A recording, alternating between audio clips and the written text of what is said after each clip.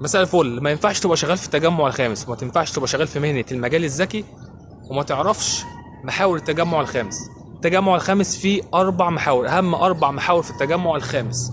طيب عايز تحفظهم؟ هتحفظهم ازاي؟ سهلين جدا. ال4 محاور باسم 4 رؤساء لمصر. سهلتها عليك اهو. طب تعالى بقى ابسطها لك. عندك محور جمال عبد الناصر، بيبتدي من اول دخلة الجولف لحد بقى، خد بقى لحد عينك كده، لحد ما تقابل صينية الشهر العقاري اللي عند النادي اللي تقاطع التسعين الجنوبي. كل ده جمال عبد الناصر. محور محمد فريد ده محور غريب، مش هتعرف تتملكه. عارف ليه؟ لان محور محمد فريد ده وانت جاي من خامس كده وفي ظهرك مسجد الحمد وماشي اكنك نازل على الطميه، بيقول لك ده محور محمد فريد. محور محمد فريد من ورا، من عند الجامعه الالمانيه من ورا، ومن عند غزاله قريه الريم يقول لك ده محور محمد فريد. محور محمد فريد لافف مع دار مصر من جوه عند الحزام الاخضر، بيقول لك ده محور محمد فريد. محور محمد نجيب بقى، الرئيس محمد نجيب ما ينفعش ننساه.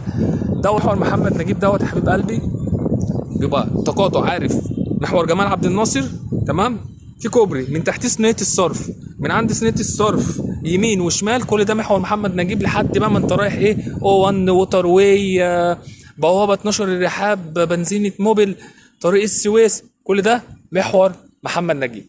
اخر محور معانا محور انور السادات. محور انور السادات ده اللي هو من اول جنوب الاكاديميه لحد الرحاب بقى، وبعد الرحاب كل ده انور السادات. لازم تبقى عارف المحاور يا كابتن. تحياتي.